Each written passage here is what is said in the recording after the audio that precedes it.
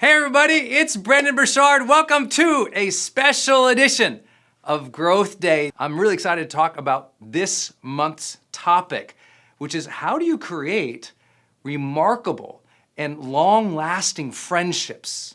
And I'm talking about the kind of friendships that you love, the friendships that bring you alive, that bring you that connection, that help life feel more even meaningful, that help you progress and feel supported, help you be seen, help you feel a true connection with not just others, but with humanity, because the people around you are awesome. And when the people around you are awesome, you know you feel better about life. But we also went through this crazy last 18 months where so many people were isolated, where we had so much turmoil, so much conflict, so much in just uncertainty and fear in the world, where I really believe friendships really elevated, and you could see whether or not you had great friends throughout this pandemic or you didn't. You were able to see whether or not you got the support that you needed, whether or not you were able to maintain your sense of vibrancy in some of those times of aloneness, whether or not you had people who cheered you on when you decided to make a transition, start something new, or the kids left the house, or you got sick, or something was going on that was difficult in your life. We look to our friends. And I think that this is a very undervalued conversation in mental health. So much about the mental health conversation is appropriately about self-awareness, it's about mindfulness, it's about taking care of our stressors, and a lot of it is that solo work that we all have to do for self-mastery. But I can tell you that the great universities of the world, the psychology department is right near the sociology department because they go together. Like, we are social beings. And when you lose that social connection with the world, which usually starts through lack of disciplined habits with your friends, then suddenly life loses its color. And I think this is so important. You're going to hear me talk about friendship today in a way you probably haven't heard before, very much from what we would call a high-performance psychology perspective. And I think you're going to love this. So if you've been struggling with friendships in your lifetime, not either having enough friends or not having the quality of friends that you've always wanted, this is a serious conversation today. I can't imagine a time, at least in my life so far, where friendships were so incredibly important. I get to share some of the things that really have worked, not just in my life and my friendships, but in studying this work deeply over the years, in recognizing how many people are entrepreneurs, high achievers, people who are trying to make great impact in the world. You're here today, and sometimes that journey can feel very lonely, or when you get to the top, it can feel lonely, they say, and I'm like, I kind of believe what my friend Brian Tracy and mentor said to me one time. He said, if it's lonely at the top, you did it wrong. I thought, woo, that's good. That's good, because maybe sometimes we value today progress. We value today getting things done. We value that top mountain of achievement. And then we look around and go, oh, nobody really knows me. I don't feel a connection to others. Yeah, I got the thing, the house, the car, the bank account, the accolades, the Instagram page, and all of a sudden though, something's missing. And friendship is one of the greatest vehicles to the real psychology of well-being that we talk about here at Growth Day. And I'm going to share with you a secret today, just a simple phrase. You're going to go, oh my gosh, that's why my friendships aren't going right. So you're going to love this session. I say that triangle, right, of well-being that we talk about Growth Day. Aliveness is one of the things we all want after you had everything else, right? Another thing we want is connection. We're not after casual friendships here today. We're at like, how do I create authentic, deep, trusting, vulnerable, fun, real relationships? Because how many of you have ever had friendships that turned out to be fake? You thought you had a good friendship and that thing turned out to be not so good or poisonous, or somebody weren't loyal to you as a friend, or they lied to you, or something went wrong. You thought, how could that happen in that relationship? And I always tell, like, friendships are a science of relationship, right? It's about how you create relationship with others. And I'm going to give you, again, a phrase that will really help you with this today. And then if it's true that we want aliveness and connection, this triangle, another thing that we want is meaning. Well, meaning isn't achieved just by living your purpose each day in your own head. Meaning is achieved through a social relationship network. My sense of meaning is, do I feel connected to the world? And the world isn't an abstract thing. It's not like I feel connected to the oak tree. It's like, no, I mean, did you make your difference in the world? That's going to be served and answered through your social impact, your relationships with others. And I have to tell you, I've been coaching people for 20 years of my life now, and a lot of people have one friend. You know, in the United States, unfortunately, the number of people with 3 good friends has declined over the decades. You're like, 3 good friends? Oh, we got to talk about that, because some people stumble into friendships or hope for friendships. Just like some people hope to have a loving relationship. Just like some people hope to have a good job. Just like some people hope that, they get healthier. And then there's strivers who take life a little bit by the reins and say, no, let me architect that, let me build that. And I'll give you my own examples today of where I sucked at friendships. And I had to learn, how do you do them? And how do you create them? And once you know how to create and craft them, life really opens up for you. And it becomes not just more alive and connected, but more meaningful. Like a sense of meaning happens when we have a tapestry of social relationships that are real and impactful. And then, of course, in the middle of that triangle, you always see me draw out growth. That your friends should be lifting you up, not pushing you down. Your friends should be inspiring you to get better. Your friends should have your back, but also be willing to challenge your face. You know what I'm saying? Like your friends are and should be one of your primary growth drivers in life. Most people choose ambitious goals to be their growth driver. Oh, I'm going to do something that's hard, or I'm going to try to achieve this amazing thing. I'm going to try to become a millionaire or make this difference or build this company or, have this type of family.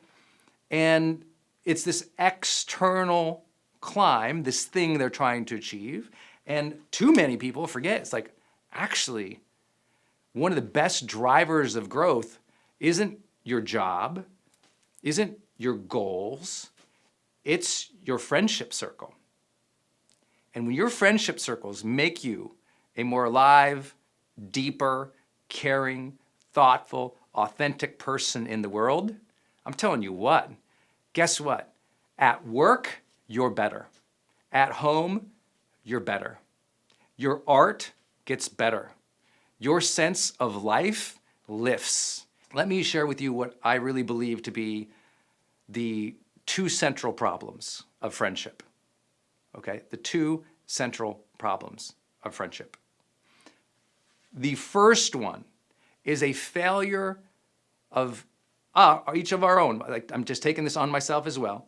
It's like we fail in life to realize most of our friendships were assigned, not aligned. Most of our friendships were assigned, not aligned. What I mean by that is many of our friendships happen because group assignment, right? Think about it. Some of your best friends, where'd you meet them? School? Your neighborhood? Some other affiliation, maybe at work? Maybe in a group that you joined? So it was like, oh, we showed up somewhere or we were assigned somewhere and there was that girl who sat next to me in class. We became friends. Or, oh, I worked with this person at work. And we were coworkers. We became friends. And these are kind of like assigned friends. And I know that sounds really weird to say, so bear with me a little bit. I don't mean that the manager was like, you're going to be friends here. What I mean is, because of your group, your affiliation, or where you were, you kind of met people there, and by default, by you being a good person or communicating or doing stuff with them, you kind of became friends. Versus, that's like an assigned friend. It's like, oh, because we were here, we became friends. Versus an aligned friend, which is, oh, I'm an adult now. What are the types of friends that I want to create that align with my passion, my dreams, my lifestyle, my values, my beliefs, the things that I want of life, and let me go get them, not let them fall into my lap. Which brings up the second designation. And this is hard to say to people, and if you're in a place where you feel lonely in your life, or you feel like you don't have great friendships, I promise this will be so helpful for you today to even know how your own brain thinks. And many of us, and I was this way probably all the way throughout high school even, I never, and this is the second problem of friendships, I never made the deliberate choice to have remarkable friendships. I kind of ended up with friends. Anyone know what I'm talking about? Who's like ended up with friends? Well, if you kind of just ended up with like this person, it was kind of, my friend, one of my buddies goes, I don't want no rando friends. And it was like random. Now, I love random. I love the universe. I love God. I love coincidence. Listen, I read the Celestine prophecy. People are glowing out there for me. I believe in that coincidence stuff. But I can also share with you, like, if you just allow randomness in your life all the time, you'll always feel a sense of mediocrity too. We have to stretch. We have to choose our life. And to choose our life, we have to be deliberate and go, what kind of life do I want? I would like you to learn to architect your ideal friendships. And can you get all of them, and will all your friendships be perfect? I'm not that guy. I'm not here to promise everything's going to be sweet and perfect and peaches in life. I am here to suggest, though, that if you haven't deliberately chosen the types of friendships that you want, that's a problem, especially if you're an adult, right? And that's the thing is, we're not encouraged to do that. Think about how much time people were feeding your ears with the idea you had to be really thoughtful about the career you choose. How many of you ever had more people tell you more times about be so thoughtful about the school you choose, the career you choose, but no one ever said as much, be very thoughtful about the friends and the friendships that you build. And that's why we have a lot of high-achieving people who are lonely their whole life. Well, think about your career. What are you going to be one day? Very rarely, what's the type of social network you're going to build around you? What's the type of friendships you're going to architect? What are you going to be proud of in terms of your friends in the future? What do you want your friends to achieve? What do you want your friends to experience in life? Not just what they give you, but what are you going to give out too? What kind of friendship do you want to create and experience? How do you want your friends to actually interact with one another? Have you ever thought about that? We spend so much time, if you're a parent and you have 2 kids, you're so worried about how they interact, right? I know people who've never even thought, how do I want my friends to interact? I mean, they might think, you know what, we shouldn't put them in a room at a party because they have this history, that background, but very few people are like, I'm going to actually teach my friends how to be friends with one another. Now, I know some of you might be like, this guy sounds like a control freak. I'm like, I am, but I'm a happy one. You know what I'm saying?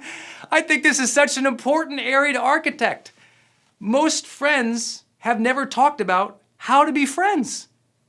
They just go, you want to go to lunch? They go to lunch. They talk about the weather, the waiter, the food, what's going on. They leave. And there's no architecting. There's no, I think of like social systems are things that can be shaped. You all think like at work, right? How much we talk about at work, building a culture. More books and more people have spent time on this conversation of building culture at work and never the culture of a friendship. Isn't that weird? I don't know where along the line we lost the conversation and the desire to choose to build awesome friendships and a culture of friendship. Meaning not just friends. Most people think of, I want a friend, right? When you're in high school, you just want a friend, right? You just like, at least I was like, can I get one? You know, it's like you worry about having friendships when you grow up. And usually that means you think, and we're all trained this way, especially in Western cultures. We're taught to have a friend, and we think in a very individualistic mode. I and this person are in relationship, and then you have another friend. I and this person are in relationship. And maybe you go out and you try to get them together, and we have a party. But even at the party, it's individual nodes, me, that friend, and this friend. And I don't get trained as I'm getting older to think as a systems social architect. Oh, wow, look at all these nodes, if you will, these friends. If I like each of these people and I have a relationship with each of these people, why don't, in some way, I weave them together and create a tapestry of friendship where I'm actually connecting the dots and creating a culture of friendship? See, we don't think like that, do we? I was a very kind of solitary child. I was kind of in my own little world. I don't know about you all, but I was definitely, I would be like an introverted kind of child. I kind of kept to myself. I like to play with my toys kind of by myself. In elementary school, from what I can remember, I was kind of solo Brendon. I didn't see social systems, right? I was in a class with kids and a teacher, and I had a relationship with the teacher, and I had a relationship with this person or that person or not, but I couldn't see the class. I couldn't say, oh, like this group is kind of like this. Instead, it was just like, she likes me or she doesn't. Teachers like that. I didn't see the system. Today, I'd like you to try to see the system a little bit. See the system of the friendships you've built in your life. See the system at play at work. See the system of your culture or your nonprofit or your company. When you can start seeing a bigger picture and get out of your head a little bit, now something happens. There's connection, there's community. See, everyone says, I want community. I'm like, well, you can't be an individualistic person in the community forever. You have to elevate to seeing the system. If you'll never be a community member or an effective one or a helpful one if you can't get out of your head. Well, I'm saying that not as judgment to you, that was me. So there's no judgment here. If you don't have friends, I'm telling you my story too. I was a solo person. I was in my own head. I couldn't see the class. I couldn't see the system. And so I felt apart. And because I felt apart and I couldn't see what was happening and I didn't know how to engage, I was lonely. And then when I finally made a connection with a friend, that friend became my life. Later on, that perpetuated into, some of you guys know my story of my first breakup with my high school sweetheart. I was destroyed because that was my one person, right? That was my one node in the world. And then when that relationship fell apart, I fell apart and became depressed and suicidal. And so how we relate with one or multiple people can completely shape our mental health. I know you already know that. And so I had to learn, wow, one, I don't want to ever be dependent on one friend. I want to build a support system. You ever heard that language before? No one says, go build a supporter. I want you to listen to the language of successful people. When successful people are speaking, they never tell you, go build a supporter. They say, go build what? A support system, a support network. Oh, I got to get out of single node thinking. A node is one individual unit. And I got to get into the system. I got to stop thinking, does Sally at the class next, does she like me? And if she likes me, my whole life is good or bad or ruined. And I got to go, there's a class here. There's an energy, a vibe, a spirit. There's rules and norms. There's a culture here that is happening. How do I want to participate in this? And how do I want this culture to happen too in ways that I can affect? What do they want? And we all have to start thinking about that more in a society in which we're supposedly connected, but we've actually become individual nodes in the network. This has been so powerful when you've shared this on our morning show, and I just want to share it with everyone here. A lot of people are showing up here going, okay, like it's been a hard 14 months and struggling with self-doubt, struggling all the things. And some people have goals that they're trying to figure out with their career and all the other stuff. Yeah. But then there's also a thing called feelings goals. Yes. Feelings goals, right? So many of you guys, this is going to be new for a lot of people. This is newer for me in my own life, frankly, right? Because, all my years of working as a Denny's waitress, trying to all the jobs and then all the years of rejection with my business, when I finally got, when we were finally getting momentum, I didn't feel the day. I just drove as hard as I could. And one of the things Brendon has shared so much about, and I would love for you to share with everyone live right now, is you can have goals in your fitness journey and in your career and all these things, but what about goals for your feelings, for how you feel and how you feel the day? Can you share? Yes. This is so powerful. I remember the first time I said this to her, feel the day, and she's like, oh, right. And we had this huge, great talk about it, because what happens is sometimes you're taking care of the kids, you're going through your life, you're doing the projects, you have the to-do lists, and you're just going, and you finish the day, you didn't even feel the day. There's no reverence for life, there's no love, there's no heart, there's no spirit, no flow, no connection, no creative pop. And it's not because it wasn't there, it was just, you just like blew through the day. You bullied the hours, I call it. And there was no moment of a pit stop to give prayer or meditation or gratitude or a second to go, like, how am I feeling? Am I experiencing the energy that I want to experience in life? And that's, again, we generate that, but feeling the day. I found the most successful people in the world, I remember we drew this out. I went to Jamie's house almost 2 years ago, I think now. Yeah. And we were talking about successful people, and there's drawing this little triangle, and what everybody wants after they've gotten everything. After you hit your goals, you made the money you feel like your family needs, what you want is you want to feel the day more. You want greater depth in your relationships, like deeper relationships, deeper commitment, deeper meaning, right? We all want those things.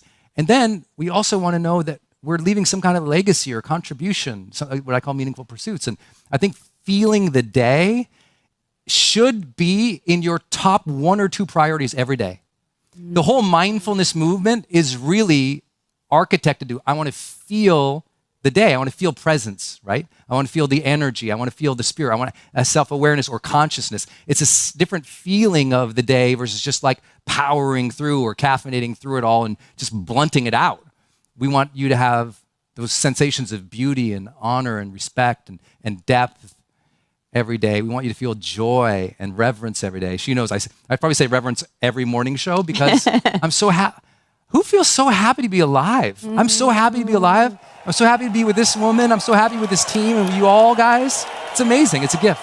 Yeah, I love that so much. And even Ed Milet was sharing a little bit about that idea of, setting goals also for feeling the day. And then also like what are feelings we want in our life? And I think you just named a big one too, which is presence. I think that it's been so easy, especially the last 14 months, to like disconnect and just try to numb out and try to surf Instagram or watch the news or all the things, right?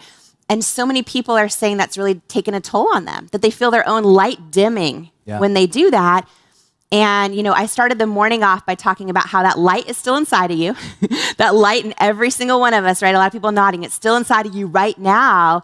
And I think part of igniting it is learning to feel the day, right? So what are just a few just simple tips people can do who are like, Brendon, how do I feel the day? I feel nothing. Part of it, to recognize your overall emotional feeling every day is usually a 72-hour after effect of how you moved, breathed, slept, and ate in the last 72 hours. It really is like, it's a cumulative effect, especially of the last 72 hours have a lot to do with your emotional world. So that's why having good habits on a consistent basis, like you might, listen, if you want to have a cheat day, that's okay, but that's why they call it a cheat day. You eat bad for one day, but then like number 2 and number 3, if you get back on the train, you start feeling good again, right? So it's okay to have one day off, but I think the most important thing for feeling the day is you need to have pit stops throughout the day. You need to have moments that you purposely take every day throughout the day to reconnect with spirit, soul, energy, or even just to breathe, mom. Like just to take a beat, close your eyes. Like I'll stand. I do this every hour. Okay, I'll stand up. Sorry for the camera guys. I'll stand every hour. I stand up. You've been asking me to demonstrate. Yes, demonstrate. I will stand up. I will close my eyes because a lot of your fatigue is visual fatigue, and that visual fatigue is causing a lot of neurological fatigue. So closing your eyes, especially because we're all these devices, close your eyes. I stand, I bounce in place, I swing my arms, I take 10 deep breaths like this.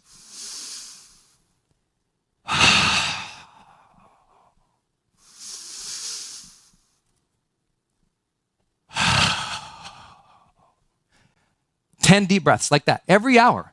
And it re-energizes my body and my brain, and it's a little pit stop. And now my mental focus is back. When I open my eyes, I go, what's my intention for this next hour? And that little pit stop makes me go longer, just like a race car. It can go around the whole race, but it doesn't. It takes the pit stops to tune it up so it can go longer and faster and win the race. You need a little more pit stops to tune your mind up, amp up your emotions, reconnect with the heart or the spirit or the soul. And if you are just grinding all day, there's no pit stops. That's the equation for burnout. Yeah, well, so many people feeling burnt out, right? People that aren't leaving their home but because of the pandemic, but just so burnt out and so overwhelmed. And one thing you shared that I want to make sure everyone caught is the idea of visual fatigue, because that was a huge aha moment that I had with you on the morning show just in the past few weeks. I thought, you guys, we implemented this at It Cosmetics. We grew to over 1,000 employees, and we would start ending meetings like 5 minutes before the hour, instead of just back-to-back-to-back meetings, right? Because the idea that you can get up and just walk around and move your body. But one of the things you brought up is I learned I was doing them wrong because I was like walking and moving, but still engaged. I would take meetings in the hallway walking, or I would check my email on that 5-minute break, yes. Right? And can you just quickly share the idea that when you do take a pit stop, when you do take that 5 minutes, right? And this is hard for a lot of people, but the idea is when you take that 5 minutes, the other 55, right? Or you take the 10 minutes, the other 50 are so much more alive. Yes. They're so much more alive. So people that say, oh, I can't afford to do that. No. You're so much more alive in those other 50. But I was doing it wrong because I wasn't actually resting my mind. And you talk about the power of like visual fatigue. If you take a break and you're scrolling Instagram or emails, that's not a break. That's exhaustion, right? Scrolling is just exhausting your brain even more and more and more and more. It's engaging it, but it's exhausting it more and more and more. And so it's like this. You cannot possibly hope that burnout will end if you don't more consistently recharge. But we grew up on a century-old model that, we'll get to recharge when we retire. We'll get to recharge, 2 weeks out of the year when we have vacation. It's why people are miserable, because the burnout is real because they don't recharge. That one day I'll recharge, the spa day, or a year from no. The world's largest study of productivity that's ever been done found out the most productive people in the world who also reported high levels of happiness, they took a break on average every 52 minutes. Largest study ever done. Every 52 minutes they took a break. Did they need the break? No, they're recharging. If you're crashing at 2 and 3 o'clock in the afternoon every day, it's time to take a hint. You need to recharge at like 10:30, 11:30, or 1:30 to prevent the crash that happens 2 or 3. The crashes happen because the recharges are not happening. And so the burnout will always be there. And I always say, make sure you don't blame the burnout on anybody. Please don't blame your burnout on your kids. That's not fair to them. Don't blame your burnout on the team. Blame the burnout on either ambition that is unmet with planning or just not taking care of and prioritizing your self-care or your well-being. Take care of you so you have the energy to serve at your highest levels. I think that is something we can all align with. This is going to be a conversation about overall life happiness. Not just like in the moment, happiness. Because in the moment of happiness, we can all kind of get that. A bottle of wine, bag of chips. Maybe it's just me. But I think, finding pleasure or joy or in the moment happiness, we can get there. We'll talk about that a little bit, but I want to talk about the big picture. How do we know what will give you enduring happiness? Happiness that you'll self-report throughout your lifespan that, yeah, I have a happy life. It's different than sometimes just in the moment happiness. It has to last longer. And so what psychologists have done is basically broken it up and said, people who are happy over the long term, they tend to look at their lives in very specific ways. And here's how they tend to do it. They tend to break up their life. They look at their past. They're happy with their past. They're happy with their present, and they're happy with where they're going. So they kind of break it up into time zones, right? Past, present, and future. And here's what we found in each of those areas. If you look at your past in this specific way, you'll be more happy. If you look at your present in this specific way, you'll be happier. And if you look at your future in this specific way, you'll be happier over the long term. So let's start with your past, okay? Most people who are unhappy over the quality of their life over the long term, it's because something in the past, they're really hung up on it.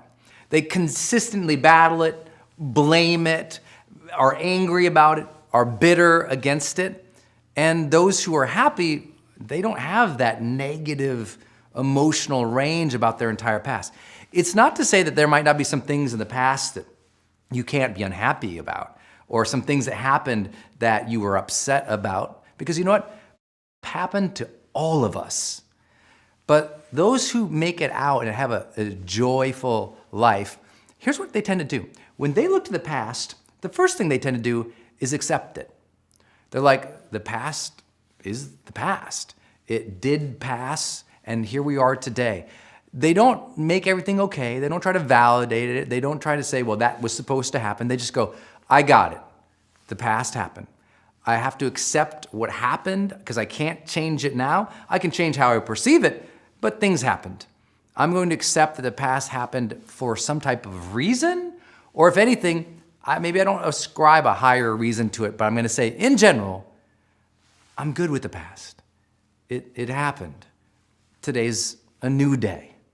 And they accept the reality that that time period, that situation, that person, that thing that they didn't like, it's not here anymore. So they can't keep living there. They have to accept that today is today. All of that is gone. Today, they can choose a different life, as we'll talk about. So they accept the past.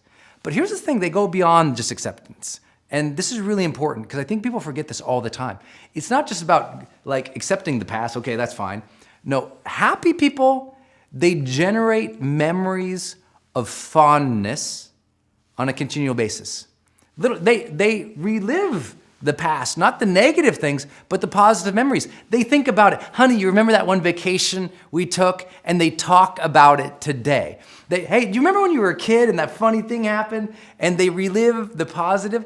Happy people have a sense of nostalgia about the positive things of the past. And they remember that, and their connection to that is more than towards the negative things. And so here's a question to see if you're happy.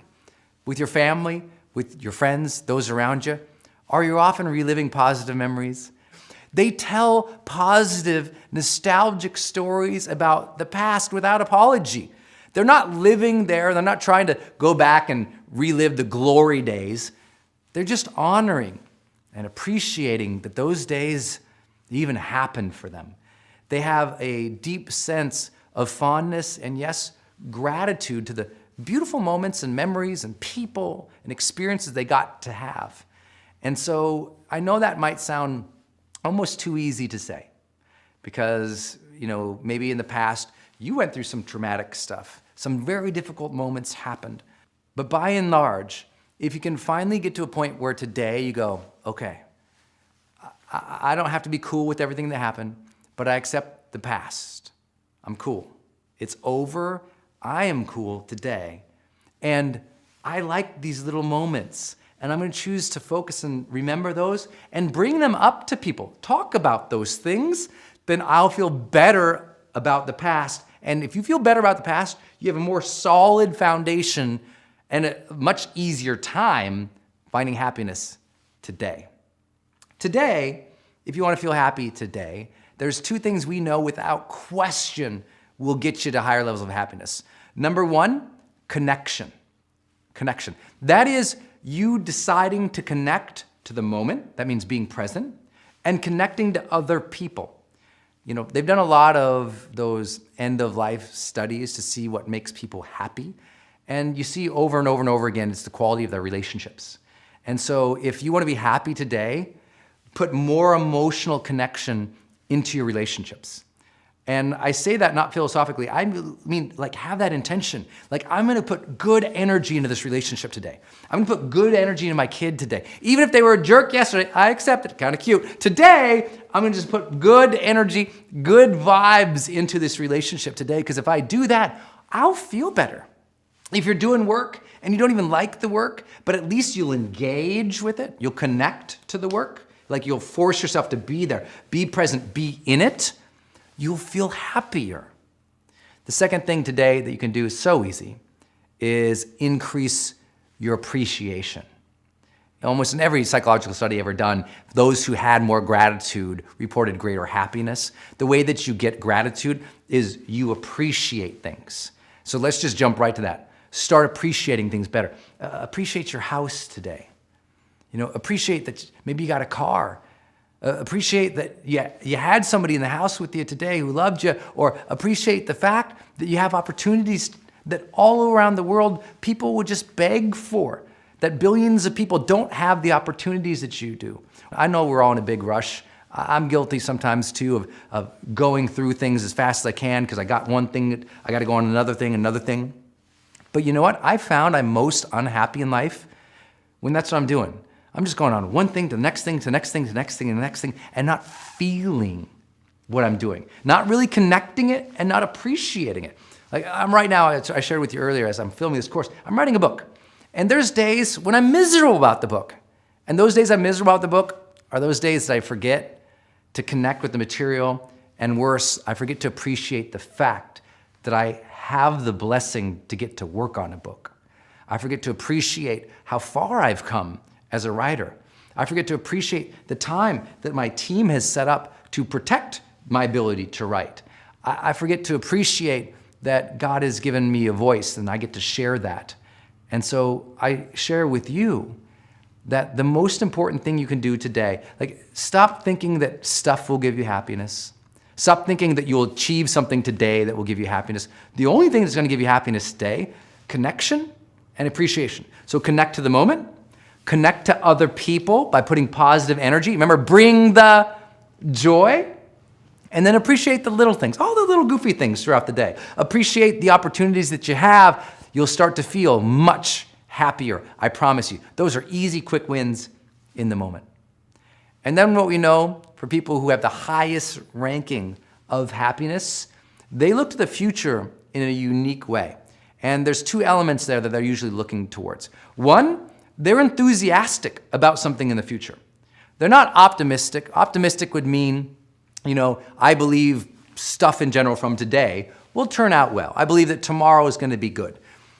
Happy people are enthusiastic about something specific tomorrow or in the future. Very specific. They're enthusiastic about getting to do that project or complete that project. They're enthusiastic about that wedding coming up. They're enthusiastic about that thing gonna come out. There's something they look for. It's very specific. It's not a general optimism, though that also has been shown very, very high in correlation to happiness. One of the highest rankings, being optimistic, thinking things will turn out well. But really happy people, when they talk about the future, there's something specific they're excited about. So I ask you, what could you be excited about for tomorrow? What's hanging out there that you haven't allowed yourself to believe in and get stirred up about? Because, we're so scared of being disappointed that we destroy our happiness. We say, I don't want to get enthusiastic because it might not go well. And so we cage ourselves into an unsatisfying life. If you want to be happy again, you have to open yourself again to the idea that things can be great. You got to open yourself again to that hope, that optimism. You got to open up yourself again to the possibility, you might be disappointed. But here's the thing, I always tell people, what would you rather experience? A life in which you don't do anything and you never look forward to anything because you're scared of disappointment, which by the way means you are continually living in disappointment. Or you say, you know what? I look forward to that. I think that could happen. I'm going to go for it. You do take action, but at least if you do get disappointed, the whole time you were taking action, you were developing competency, knowledge, skill, ability, talent, mastery. So even if you got disappointed, you know what the disappointment came as? It came at the very end as a sudden surprise. I'd rather have disappointment come at the very end as a sudden surprise than every single day of fear and disappointment and living in that terror that I'm going to be disappointed and doing nothing with myself. Don't know about you, but that's how I feel. So, first, enthusiasm for a situation, something specific. It's so important. And then that next part about looking to the future is they have a sense of positive legacy. They have made up in their mind, and that's all they've done. They've made it up because you and I, we can't read the future. We have no idea. But they've made up in their mind this story about their life having meaning, and specifically a legacy. They see, looking into the future, they can see the legacy of their children. They can see the legacy of their business. They can see the legacy of the love that they created. They can see something. They can see that they're going to leave some type of mark or some type of relationship or some type of situation where the world is better because they tried, because they showed up. And maybe you don't know what your legacy is, but you know what? You're never going to suddenly realize it's not just going to happen. You have to make it up. So if you're not happy today, start making up stories about what you can be excited about tomorrow and about what mark you might leave, the difference you might leave, even if you don't know exactly what it is. You don't have to have precision about these things. But in general, when you cast your eyes into the future, you go, that's gonna be good. This can be your day for personal growth. This can be that day you committed to and you remember, you go, that was the day I got myself a community. I got better coaches. I committed to making my life the absolute best that I could. This is that day. Make today your growth day. Click the button on this page and sign up right now.